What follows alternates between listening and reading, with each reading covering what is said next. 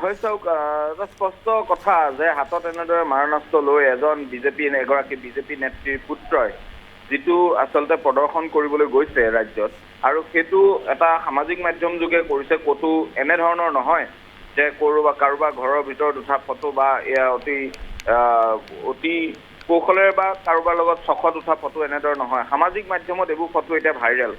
কিন্তু তাতোতকৈ ডাঙৰ কথা হ'ল দিনৰ ভাগত একাংশ আৰক্ষীৰ সহযোগত ড্ৰাগছ আসক্ত যুৱক তেওঁলোকে ধৰে, আৰু ড্ৰাগছ আসক্ত যুৱক ধৰি পৰৱৰ্তী পৰ্যায়ত সেই ড্ৰাগছ আসক্ত যুৱকৰ পৰা জব্দ হোৱা ড্ৰাগছ তেওঁলোকে লয় আৰু সেই ড্ৰাগছ নিশা সেৱন কৰি মাতলামি কৰে। এই অভিযোগখিনি কিন্তু এই যুৱকজনৰ বিৰুদ্ধে আছে।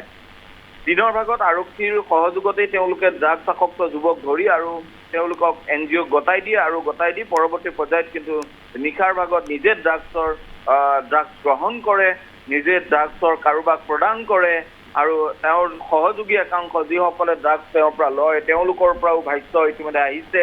গতিকে আৰু এই গোটেই অভিযোগখিনিৰ লগতে আৰু এটা অভিযোগ আছে যে তেওঁ এই যিখিনি অস্ত্ৰ, এই অস্ত্ৰখিনি হ'ল তেওঁ নিজে ব্যৱসায় কৰে অস্ত্ৰৰ, আৰু ব্যৱসায় কৰা অস্ত্ৰসমূহৰে এনেধৰণৰ ফটো তেওঁ উঠিছিল।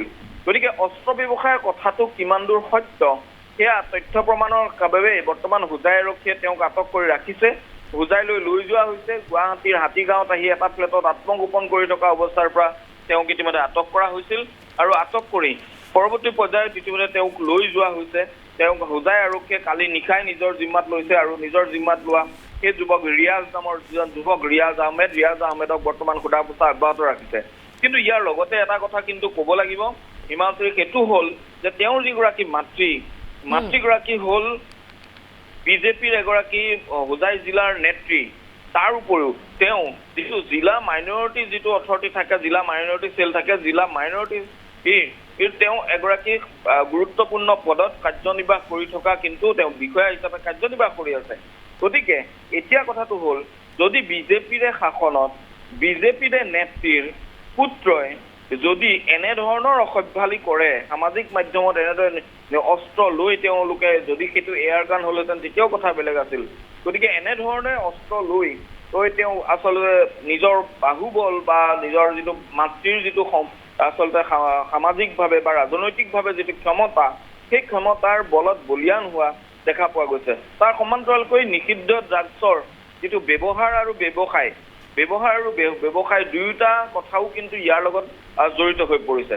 গতিকে এই আটাইখিনি কথা বৰ্তমান হোজাই আৰক্ষীয়ে এটা এটাকৈ তন্নকৈ গোটেই কথাখিনি চালি জাৰি তেওঁলোকে তদন্ত কৰিব, আৰু তদন্তৰ অন্তত আচলতে তেওঁলোকে সিদ্ধান্ত ল'ব কিন্তু সেই যে তেওঁক কেনেদৰে গ্ৰেপ্তাৰ কৰা হ'ব, কি ধাৰা লগোৱা হ'ব, কি তেওঁৰ বিৰুদ্ধে অভিযোগ আছে এই কথাখিনি। কিন্তু লগতে কিন্তু এটা কথা ক'বও লাগিব যে আমাৰ হাতত পৰা তথ্য মতে হোজাই আৰক্ষীৰে কেইবাজনো আৰক্ষীৰ লগত তেওঁৰ অতি ঘনিষ্ঠ। তেওঁ যদি আগবেলা গৈ কোনোবা এজন সেই বিষয়াকেইজনৰ লগত ফটো উঠি কোনোবা ক'ৰবাত তেওঁলোকে বিভিন্ন স্থানত ফটো উঠে, ফেচবুকত দিয়ে, আৰু গধূলি হ'লে তেওঁ কিন্তু সেই আৰক্ষীসকলৰ লগত তেওঁ যে উঠা ফটোৰে তেওঁ বাহাদুৰি দেখুৱাই তেওঁ বিভিন্ন স্থানত বিভিন্ন কাৰ্যত লিপ্ত হোৱাৰ অভিযোগ আছে। গতিকে এই কথাবিলাকো হোজাই আৰক্ষীয়ে তন্নকৈ ভাবি চোৱা ভাল, যাতে এই যিটো চেকা, এই চেকাটো যাতে হোজাই আৰক্ষীৰ গাত নালাগে, সেই কথাটো হোজাই আৰক্ষীয়ে ভবা ভাল। আৰু হোজাই আৰক্ষীয়ে যদি সেই কথাখিনি সময়মতে উপলব্ধি নকৰে তেতিয়াহ'লে হোজাই আৰক্ষীৰ গাতো ক'ৰবাত এনেধৰণৰ অপবাদ কিন্তু লাগিব পাৰে। হিমাশ্ৰী। হয়, বিমল ভূষণ মহন্ত, আপোনাক ধন্যবাদ জ্ঞাপন কৰিছোঁ। আৰু সবিশেষ তথ্য অধিক জানিবৰ বাবে বৰ্তমান হোজাই আৰক্ষীয়ে কি তথ্য লাভ কৰিছে এই কথাখিনি জানিবৰ বাবে আমি ফোনযোগে সংযুক্ত হৈছোঁ জিতুমণিৰ সৈতে। আমাৰ সাংবাদিক জিতুমণিয়ে আমাক জনাব সবিশেষ তথ্য। জিতুমণি, আপোনাৰ পৰা জানিব বিচাৰিছোঁ ইতিমধ্যে আৰক্ষীৰ জালত পৰিছে হোজাই আৰক্ষী, আৰু অধিক তথ্য কি লাভ কৰিছে? নিশ্চয় এটা কথা ক'ব লাগিব, চাওক, যোৱাকালি নিশা হোজাই আৰক্ষী বিশেষকৈ লংকা যি আৰক্ষী থানা আছে, লংকা আৰক্ষী থানাই ইতিমধ্যে ৰিয়াজক গ্ৰেপ্তাৰ কৰিছে। তেওঁলোকে গ্ৰেপ্তাৰ কৰি ইতিমধ্যে ৰখা হৈছে লংকা আৰক্ষী থানাত, আৰু লংকা আৰক্ষী থানাত আৰক্ষীয়ে সোধপোছ অব্যাহত ৰাখিছে। আমি কিছু সময় পূৰ্বে আমাৰ যি লংকা আৰক্ষী থানাৰ অতি আমি তেওঁলোকক কথা পাতিবলৈ চেষ্টা কৰিছিলোঁ, কিন্তু তেওঁলোকে কৈছে যে সকলো এতিয়া বৰ্তমান তদন্ত আওতাত আছে, গতিকে তেওঁলোকে একো কথা আমাক জনাব বিচৰা নাই এই ঘটনালৈ। কিন্তু ইয়াত দেখা পোৱা গৈছে যে লংকা থানাৰ যি কাৰাগাৰত বৰ্তমান ইতিমধ্যেই যি বিজেপি নেত্ৰী পুত্ৰক ইতিমধ্যে তাত ৰখা হৈছে। হয়।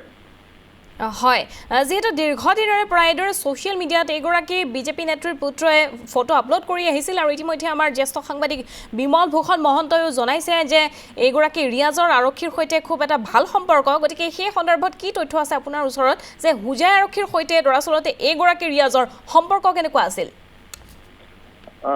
বৰ্তমানলৈকে আমি জানিব পৰা হোৱা নাই যে ৰিয়াজৰ লগত হুজাই আৰক্ষীৰ সম্পৰ্ক কেনে আছিলে কিন্তু তথাপিও যে দেখা পোৱা গৈছিল যে তেওঁ কিছু আৰক্ষীৰ লগত তেওঁ ফেচবুক আছিলে বা ছ'চিয়েল মিডিয়াত হওক তেওঁ ফটো আপলোড কৰিছিলে কিন্তু তথাপিও তেওঁ তেওঁৰ যি ছ'চিয়েল মিডিয়াত তেওঁৰ যি ভিডিঅ' আপলোড হৈছিলে যি ভিডিঅ' তেওঁ মৰণাস্ত্ৰ লৈ পেলাই তেওঁ ফটো পোষ্ট দিছিলে বা আন তেওঁ যি দিনৰ ভাগত আপোনাৰ ড্ৰাগছৰ যি সুৰাসক্ত ড্ৰাগছৰ যি যুৱকসকলক দম দি তেওঁ ড্ৰাগছ তেওঁলোকৰ পৰা কাঢ়ি লৈছিলে আকৌ নিশা হ'লে আকৌ সেই ড্ৰাগছে তেওঁ চিগাৰেটেৰে তেওঁ গ্ৰহণ কৰিছিলে ইত্যাদি ধৰণৰ যি ভিজুৱেল ভাইৰেল হোৱাৰ পিছতে ইতিমধ্যে যি আৰক্ষীয়ে তেওঁ গ্ৰেপ্তাৰ কৰিছে আৰু আৰক্ষীয়ে গ্ৰেপ্তাৰ কৰি এতিয়া বৰ্তমান লংকা আৰক্ষী থানাত তেওঁক ৰখা হৈছে আৰু লংকা আৰক্ষী থানাত ইতিমধ্যে আৰক্ষীয়ে তদন্ত অব্যাহত ৰাখিছে হয় জিতুমণি আপোনাক ধন্যবাদ জ্ঞাপন কৰিছোঁ পুনৰবাৰ আমি জনাইছোঁ দৰ্শকসকলক এগৰাকী বিজেপি নেত্ৰীৰ পুত্ৰ নাম হৈছে ৰিয়াজ আহমেদ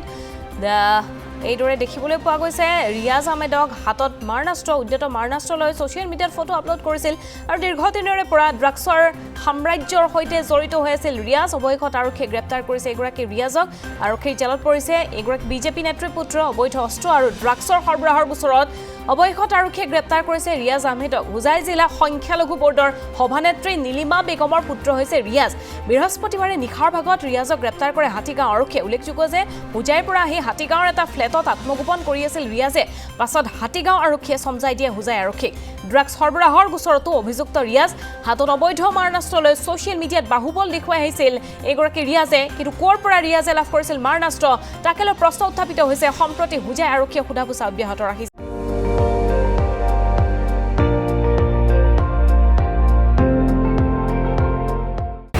আপুনি চাই আছে ND24 সৰ্বশ্ৰেষ্ঠ নহয় সৰ্বোত্তমৰ দৌৰ